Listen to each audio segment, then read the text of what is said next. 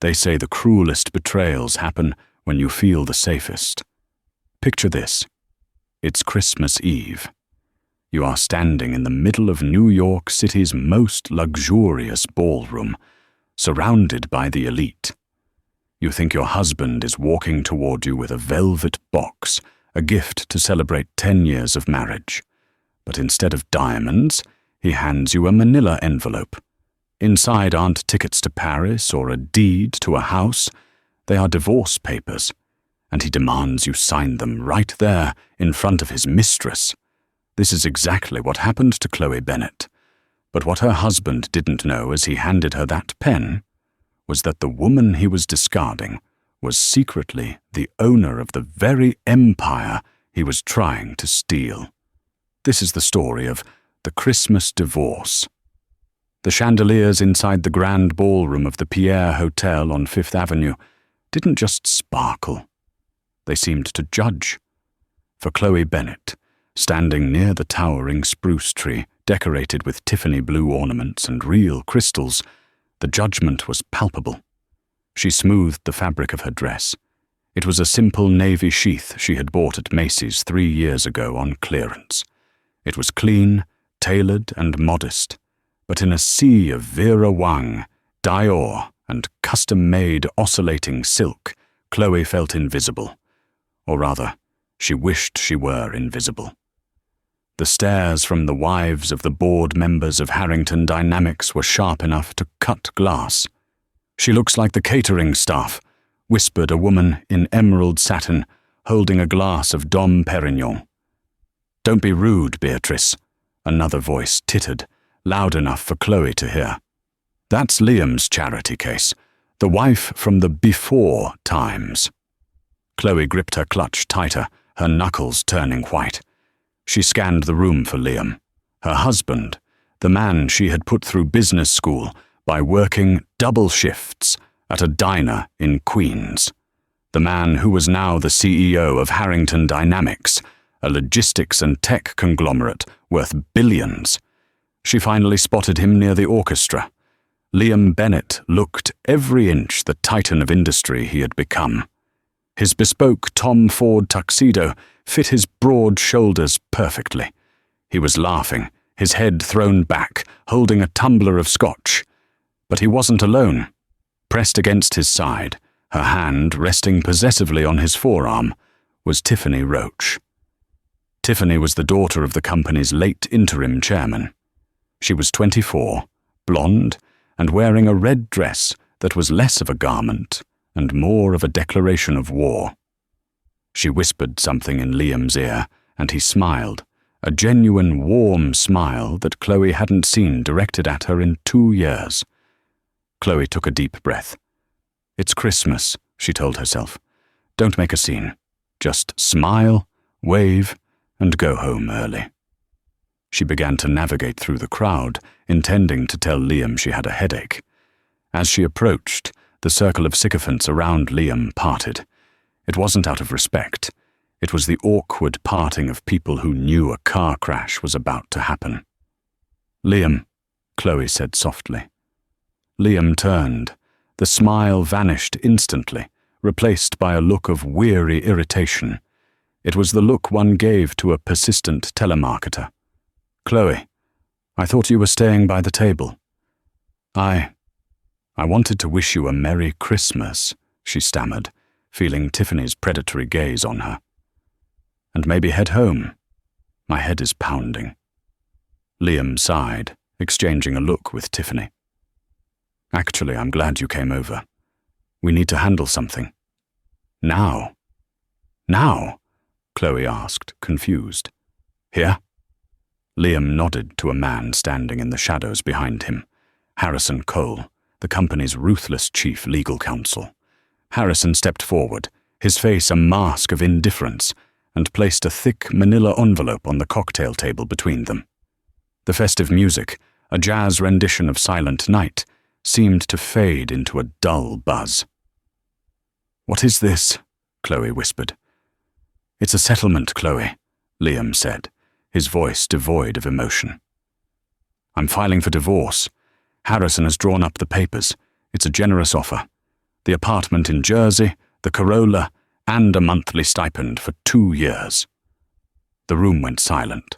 The nearby conversation stopped. Guests pretended to sip their drinks, but every ear was tuned to the drama unfolding near the Christmas tree. Divorce?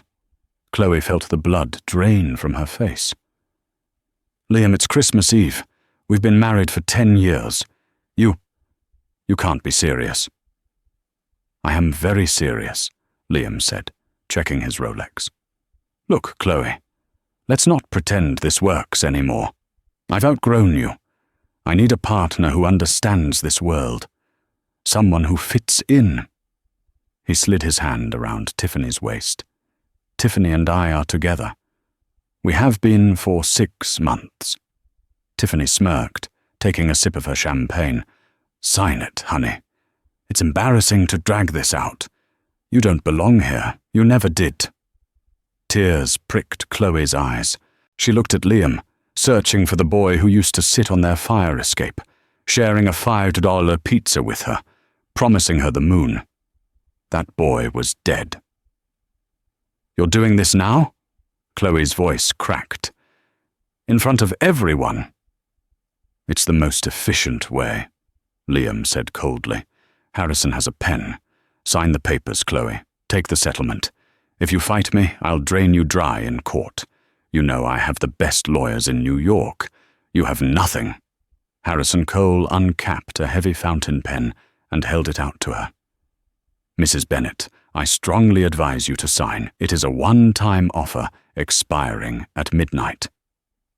Chloe looked around the room. The pity, the scorn, the amusement. They were waiting for her to break. They expected the poor girl from Queens to scream, to throw a drink, to be the trash they thought she was. She looked at the papers. Dissolution of marriage.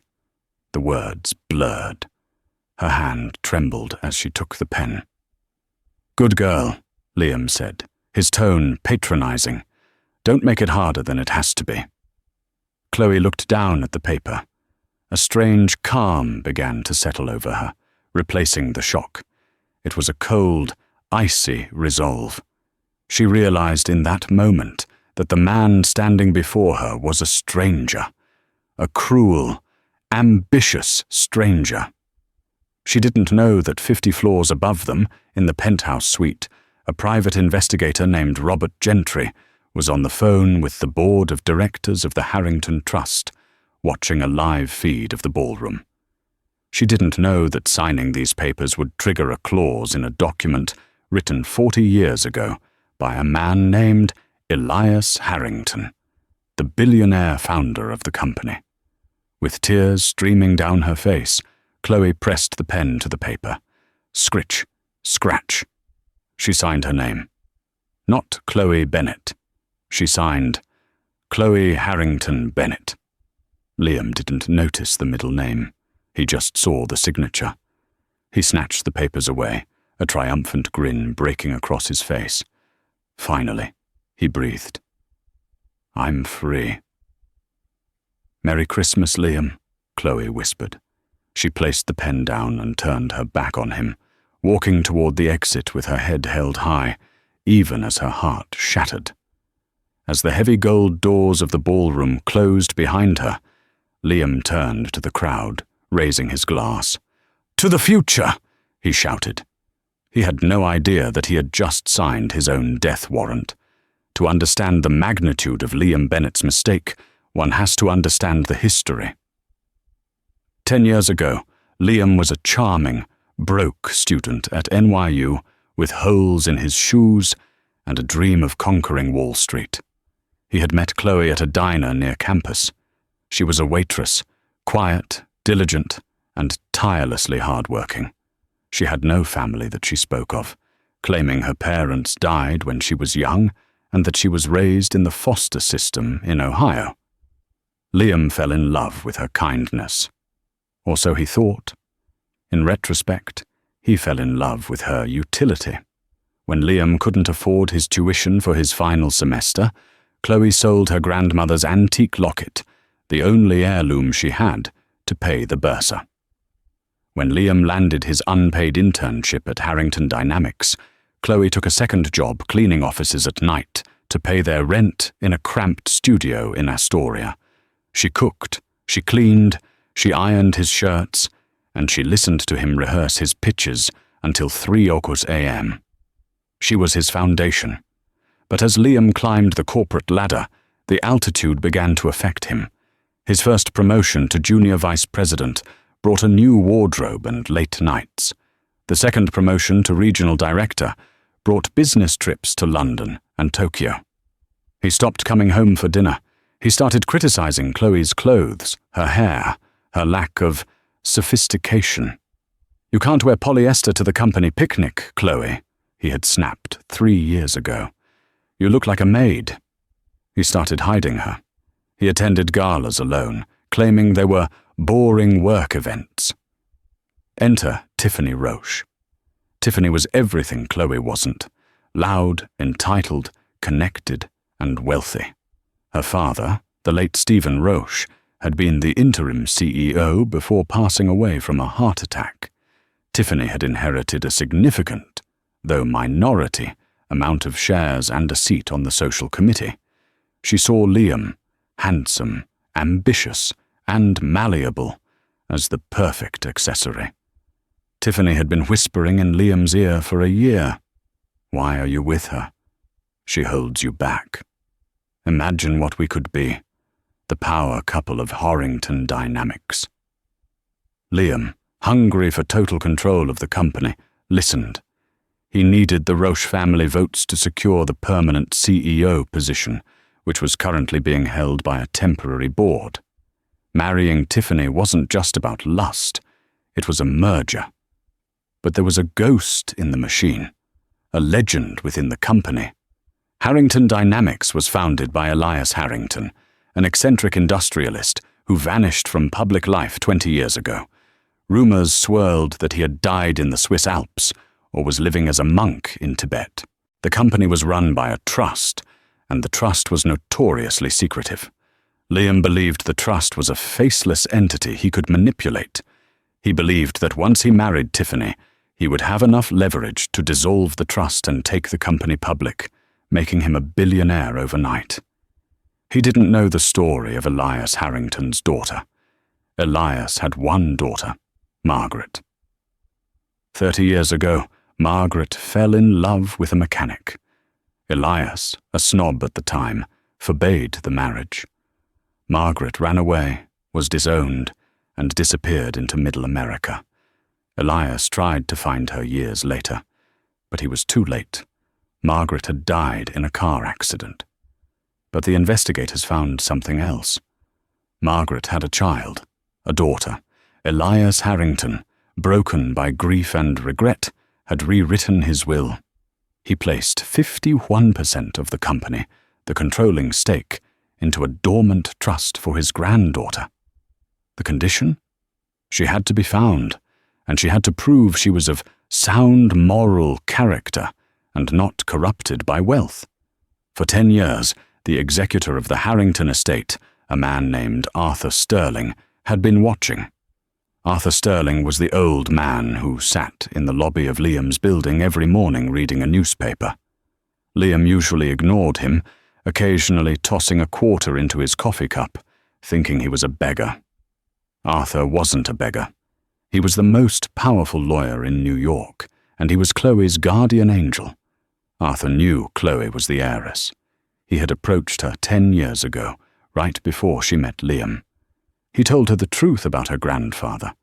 Chloe, who had grown up in poverty, was terrified of the money. She wanted to be loved for who she was, not her billions. "Let me live a normal life, Arthur," she had begged. "I want to find real love. If I tell a man I'm a billionaire, how will I know he loves me?" Arthur agreed to a pact. He would keep her identity secret. She would receive a modest allowance, which she mostly donated anonymously, and live as a normal woman. If she ever needed the power, she only had to say the word. For 10 years, Arthur watched Liam Bennett. He saw the way Chloe sacrificed for him. He saw the potential in Liam, and then He saw the corruption. The night of the Christmas party, Arthur was sitting in the back of the ballroom, obscured by a large fern.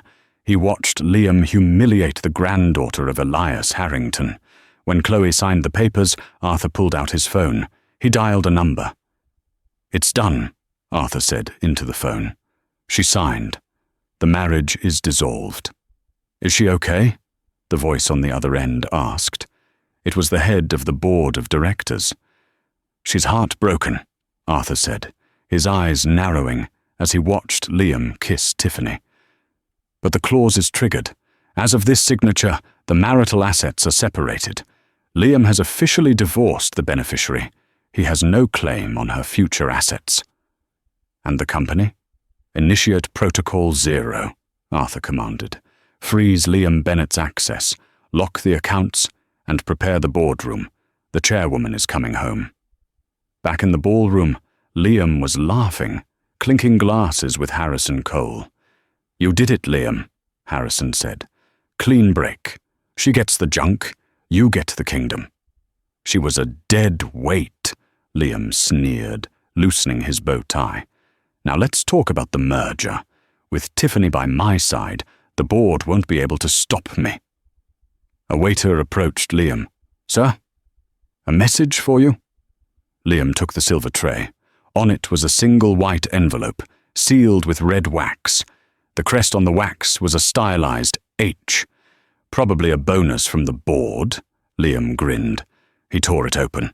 Inside was a single card. It didn't contain a check. It contained 3 words, written in elegant, looping calligraphy. "Eviction. Notice. Effective immediately."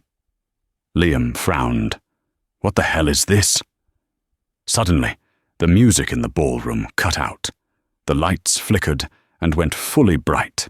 The harsh, "party is over" lighting. The massive screens behind the stage, which had been playing a loop of snow falling, suddenly went black. Then, the logo of Harrington Dynamics appeared. A voice boomed over the PA system. It wasn't the DJ. "Ladies and gentlemen, may I have your attention?" the voice said. It was deep, authoritative. It was Arthur Sterling, stepping out from the shadows and walking onto the stage. Liam dropped his glass. "That's the hobo from the lobby," he whispered, horrified. "Why is the beggar on stage?" Tiffany screeched. "Security! Quiet!" Arthur's voice thundered, amplified by the microphone. "I am Arthur Sterling, executor of the Elias Harrington estate and chief acting officer of the Harrington Trust." Gasps rippled through the room. Arthur Sterling was a myth, a ghost story told to junior executives to scare them. "For 10 years, Arthur continued, looking directly at Liam, "I have observed the leadership of this company. I have looked for integrity. I have looked for honor." He paused, letting the silence crush Liam. "I found none in the current CEO." "This is an outrage," Liam shouted, stepping forward. "I am the CEO. You can't just—" "You were the CEO," Arthur corrected calmly. "As of 10 minutes ago, the majority shareholder has exercised her right to restructure the leadership." "Majority shareholder?" Liam laughed nervously. "The trust is dormant. There is no majority shareholder." "Oh, but there is," Arthur smiled. A cruel, satisfied smile. "She has been here all along, waiting, watching, and tonight you set her free." Arthur gestured to the massive double doors at the back of the room. "Please welcome the owner and chairwoman of Harrington Dynamics." The doors groaned open. Liam turned, expecting to see some old woman or perhaps a foreign investor.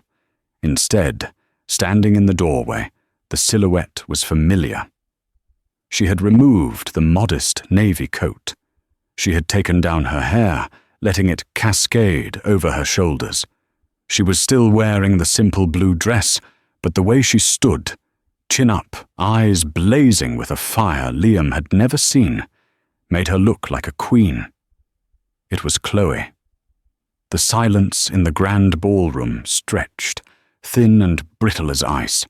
300 of New York's financial elite stared at the woman they had dismissed only moments before as the help. Chloe walked toward the stage.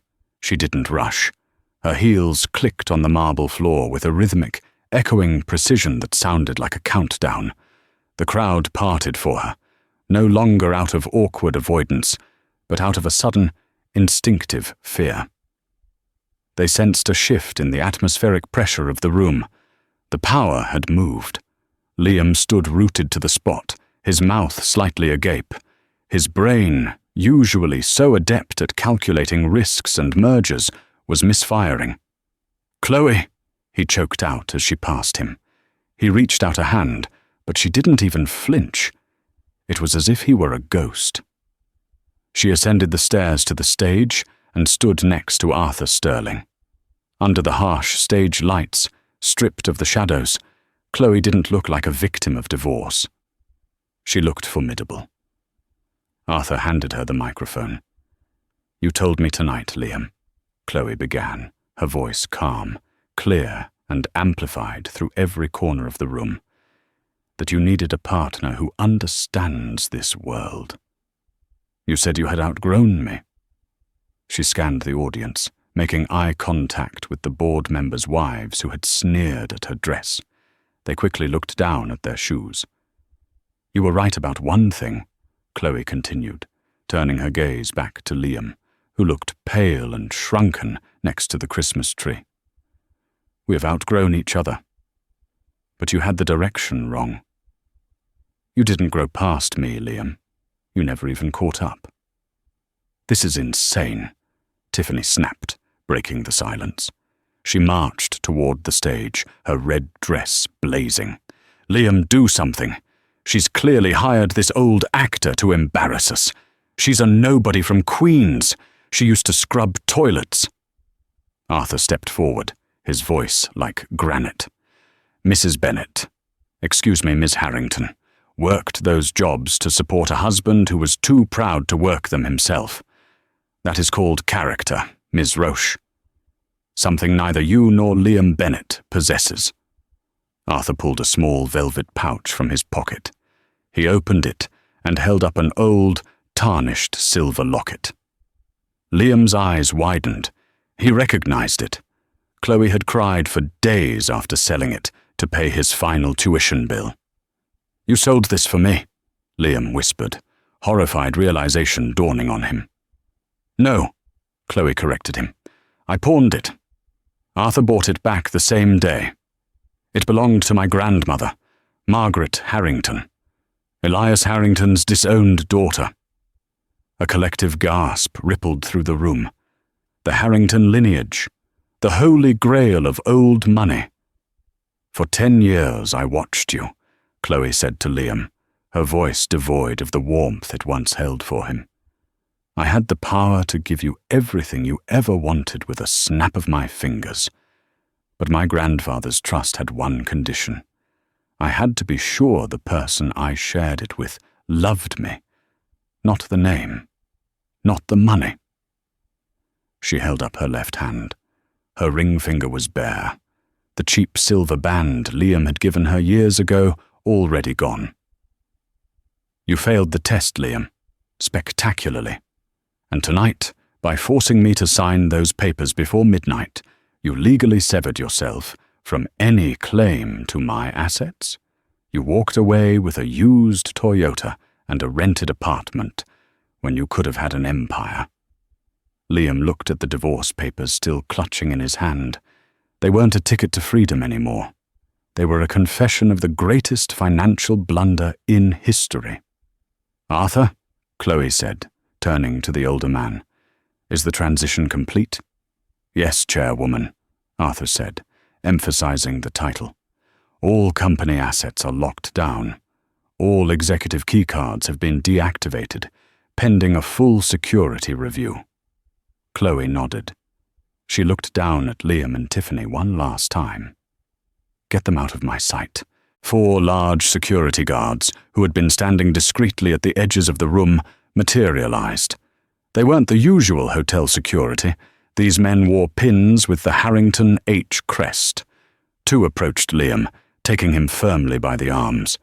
"Get your hands off me," Liam sputtered, trying to regain his shredding dignity. "I am the CEO of this company." "Former CEO," the lead guard corrected impassively. "You are currently trespassing on private property." The other two guards approached Tiffany. "Don't touch me!" Tiffany shrieked, batting their hands away. "My father built this company. Liam, tell them!" Liam said nothing. He was staring at Chloe, his eyes hollowed out by shock. As they were dragged toward the exit, the same exit Chloe had been walking toward 10 minutes earlier, Liam twisted his head back. "Chloe, wait! We can talk about this. Baby, please, it was a mistake." His desperation echoed off the high ceilings. Chloe didn't answer. She didn't even watch them go. She turned to the stunned orchestra leader and gave a slight nod. "Please continue the music," she said politely. "It is a Christmas party, after all." As the band awkwardly struck up Jingle Bell Rock, Chloe walked off the stage. The crowd around her parted instantly, this time with fawning reverence. People who had ignored her for years suddenly thrust business cards at her, offering congratulations, stammering apologies. Chloe ignored them all. She walked straight to the bar, ordered a scotch, neat, and raised the glass in a silent toast to the empty space where Liam used to stand. The Queen had taken her throne. Now, heads were going to roll. Christmas Day dawned cold and grey in New York City. Liam Bennett woke up on a silk chaise lounge in Tiffany's Upper East Side penthouse. His neck was stiff, his mouth tasted like stale scotch and regret, and his head was pounding with the rhythm of a jackhammer. For a split second, he thought it had been a nightmare, a scotch-induced hallucination brought on by stress. Then he saw his tuxedo shirt crumpled on the floor, stained with wine from when he'd dropped his glass. He sat up, panic clawing at his throat. He patted his pockets for his phone. He needed to call Harrison Cole. He needed damage control. They could spin this. Chloe was mentally unstable. It was a hostile takeover. He could sue. He grabbed his iPhone. The screen was black. He pressed the power button. A white battery icon flashed, indicating it was dead. He fumbled for a charger on Tiffany's marble-side table, plugged it in, and waited impatiently for the Apple logo. When it finally booted up, it didn't connect to the network. No service. A notification popped up on the screen. SIM card not provisioned. "What the hell?" Liam muttered. He tried to connect to Tiffany's Wi-Fi. It connected, and instantly his phone was flooded with notifications. Not emails, not texts, alerts from his banking apps. Chase. Your account ending in 4589 has been frozen due to suspicious activity. Amex. Your platinum card ending in 9901 has been declined. Citi. Urgent. Regarding the lien on your assets. He tried to log into his company email. Access denied. Your credentials have been revoked by the administrator. Liam ran to the window. The city looked the same below, busy taxis navigating slushy streets. But his world had completely collapsed in 8 hours. He was cut off, digitally erased. Across town, in an understated but fortified pre-war building overlooking Central Park, Chloe Harrington was awake. She hadn't slept in Tiffany's luxury. She had slept on the lumpy mattress in the Queen's apartment she and Liam had shared for 7 years.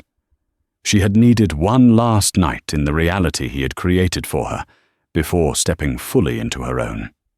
She stood by the window, drinking coffee from a chipped mug that said, "World's okayest wife," a gag gift from Liam 3 Christmases ago.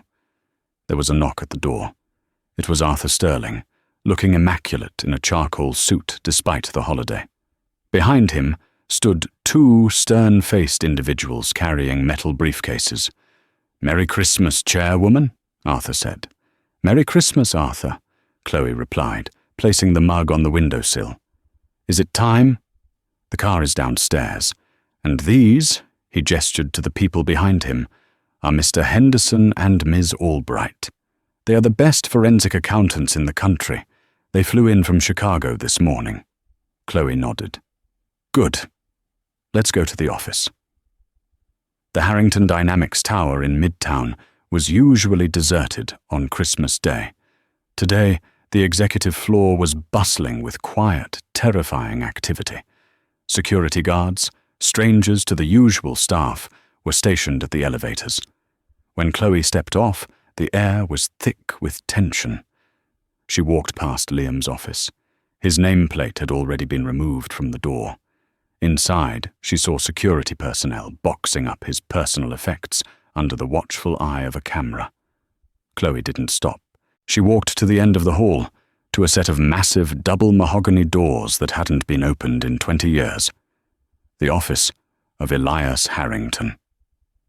Arthur swiped a keycard and punched a code into a keypad. The doors clicked open.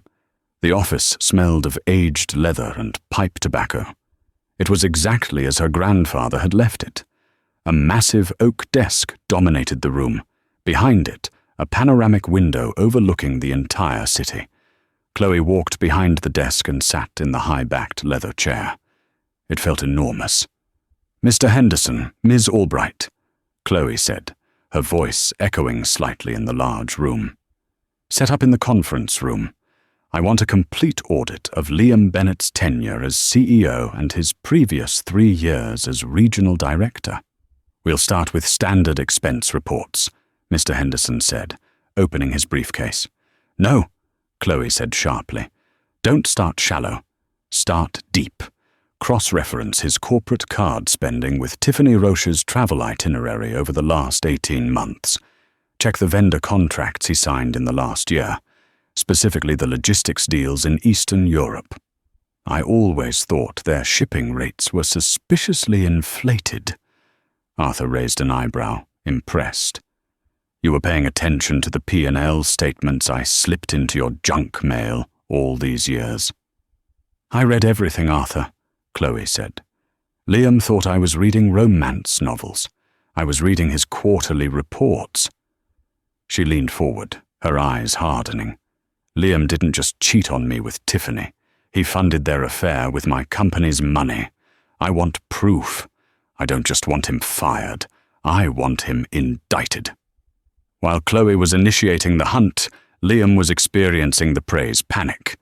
He had dressed hurriedly and taken a cab to the Harrington Tower, having to pay with the emergency $50 bill he kept hidden in his phone case because none of his cards worked. He burst into the lobby, only to be stopped by a wall of muscle. "Mr. Bennett," the head of security said coldly, "you are not permitted in the building." "This is my building," Liam yelled, losing control. People in the lobby stopped to stare. "I need to get my things. I need to talk to my lawyers." "Your personal effects will be couriered to the address listed on your divorce settlement. I believe it's in Queens," the guard said dryly. "As for lawyers, you'll need them. You have been served." The guard handed Liam a thick envelope. It wasn't a Christmas card. Liam tore it open on the sidewalk. It was a civil lawsuit. Harrington Dynamics versus Liam Bennett.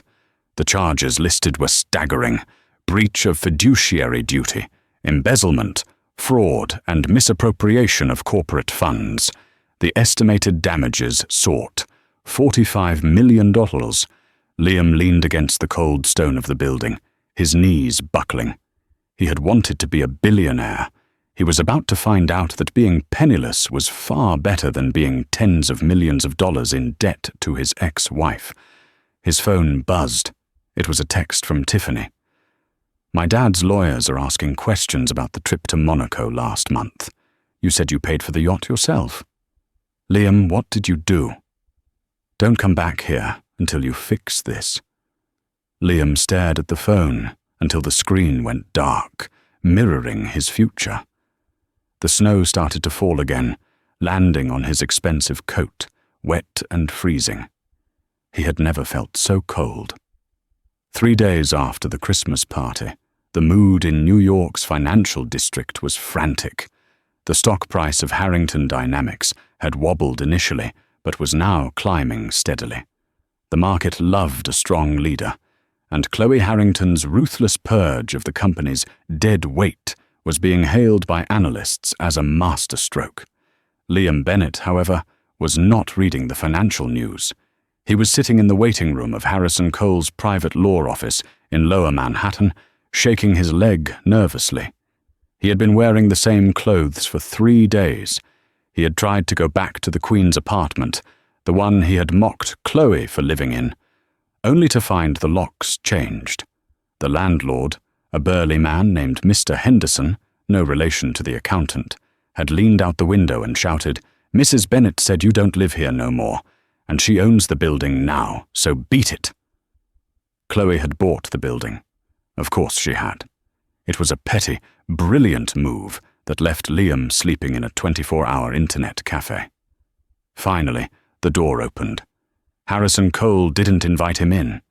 He stood in the doorway, holding a banker's box filled with Liam's personal desk items.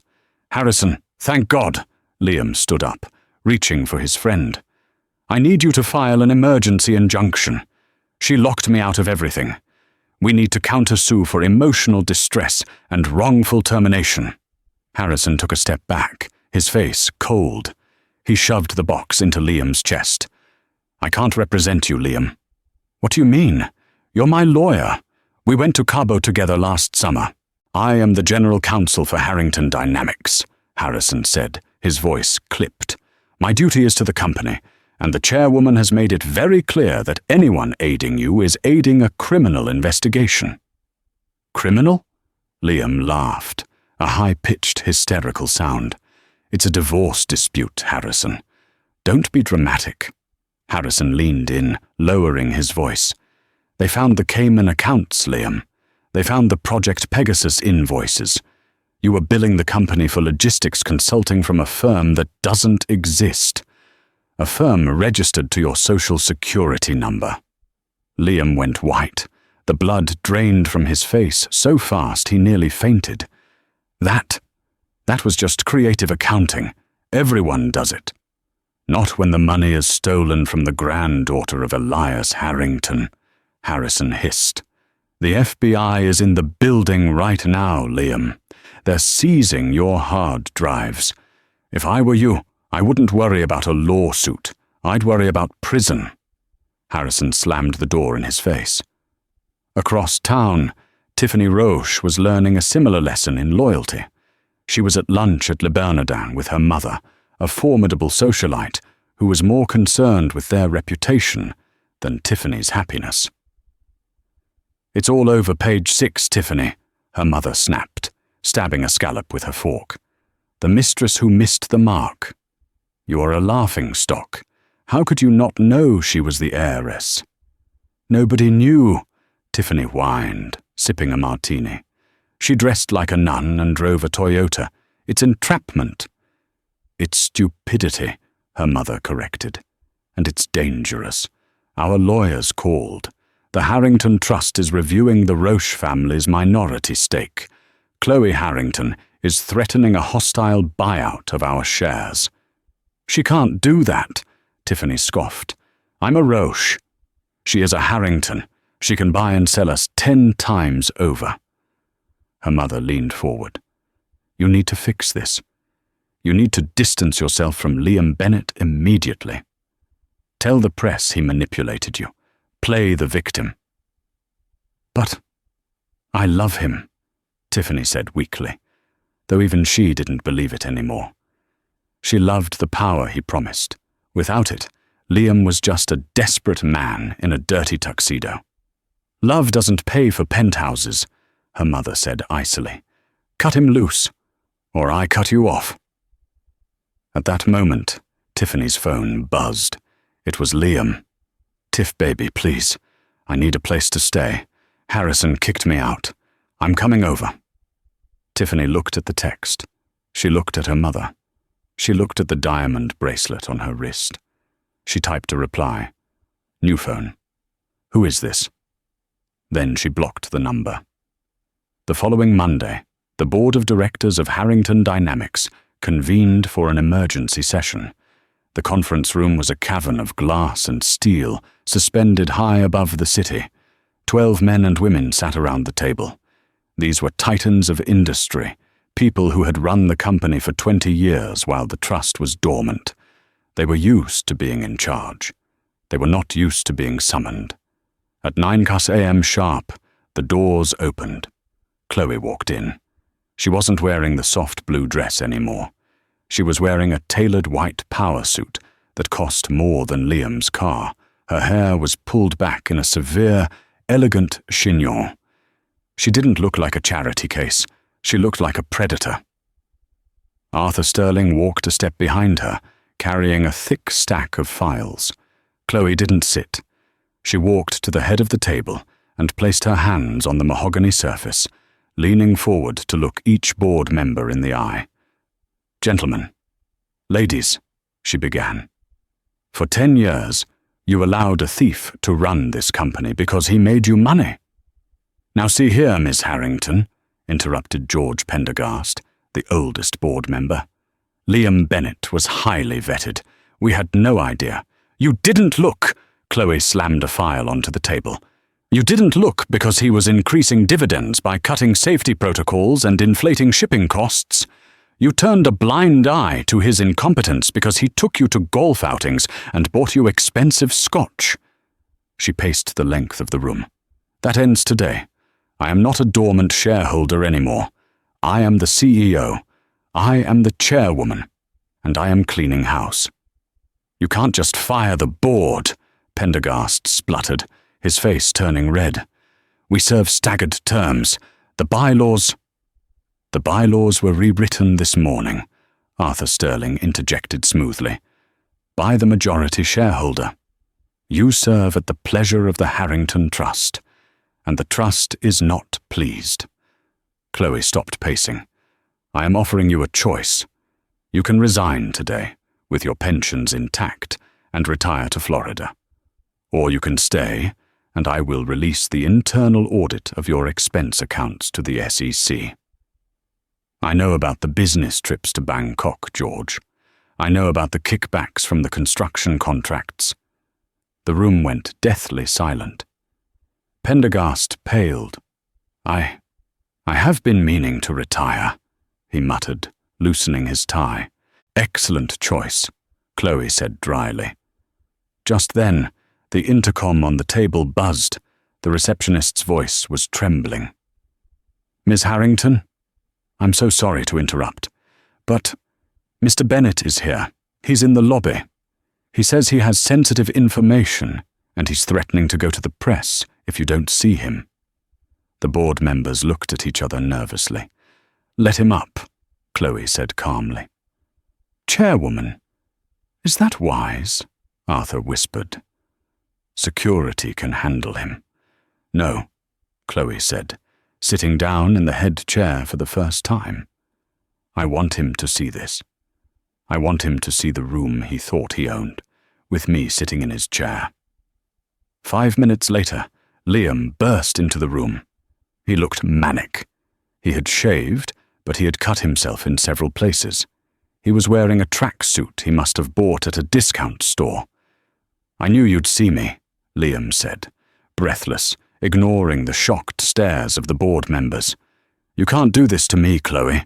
I built this company's recent success." "You stole $4 million, Liam," Chloe said. She didn't shout. She spoke with the quiet authority of a judge passing a sentence. "I can explain that. It was a loan. I was going to pay it back." Liam approached the table. "Look, Chloe, I know you're hurt. I know the Tiffany thing looked bad, but she meant nothing to me. She seduced me. I was weak."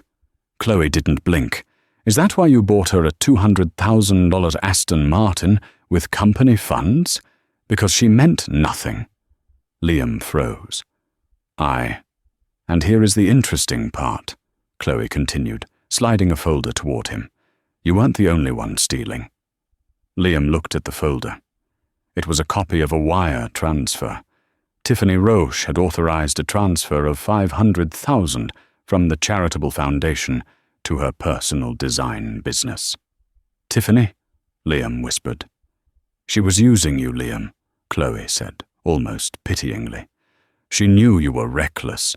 She let you sign the checks, but she took a cut. She set you up as the fall guy. No, she loves me, Liam stammered, but the doubt was written all over his face.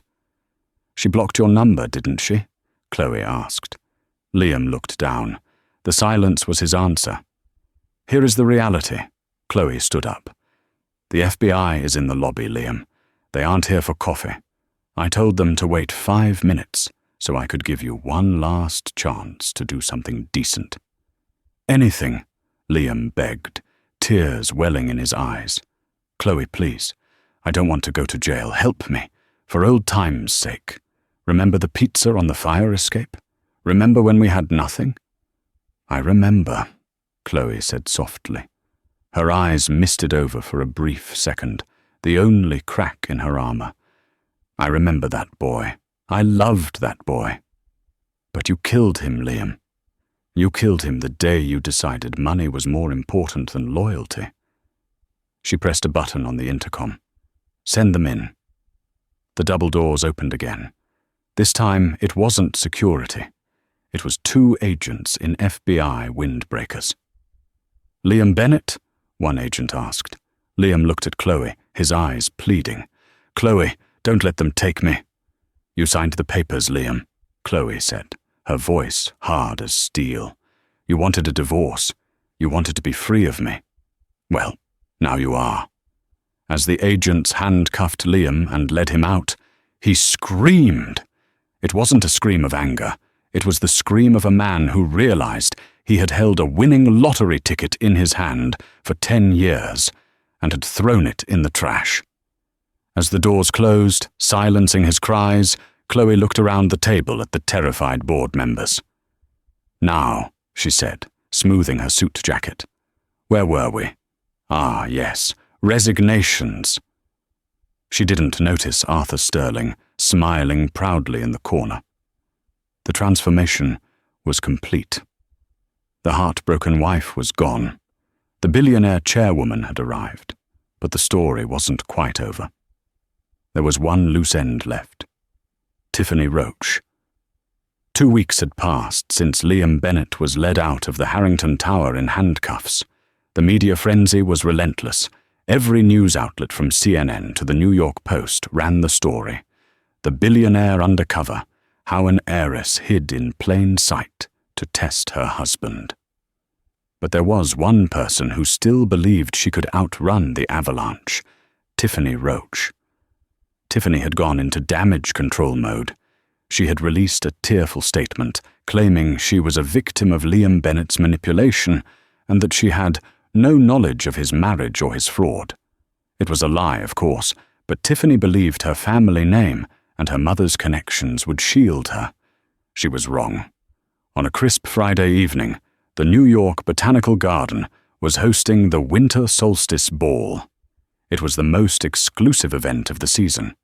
Tiffany, wearing a gown that cost more than most people's college tuition, was holding court near the champagne fountain. She was laughing, flirting with a young hedge fund manager, acting as if her lover wasn't sitting in a holding cell at Rikers Island. It was such a trauma, Tiffany said, dabbing a non-existent tear from her eye. Liam was a monster. I'm just glad I got out before he could hurt me, too. You are so brave, the hedge fund manager said, captivated. Suddenly, the chatter in the room died down. A hush fell over the crowd, traveling like a wave from the entrance. Tiffany turned, annoyed. Who is interrupting my story? Then she saw her. Chloe Harrington entered the conservatory. She wasn't alone. She was escorted by Arthur Sterling and a handsome, rugged man in a cowboy hat, Jack Dalton, a Wyoming ranch owner and the newly appointed independent auditor for the Harrington Trust. A subtle nod to the fact that Chloe was done with slick city boys. Chloe looked ethereal in a silver gown that shimmered like moonlight. She didn't walk. She glided. Tiffany felt a knot of fear in her stomach, but she forced a smile. She decided to play the sisterhood card. She walked toward Chloe, arms open. "Chloe!" Tiffany exclaimed, loud enough for the cameras to hear. "Oh, thank God you're here. I've been wanting to talk to you. We were both victims of that man.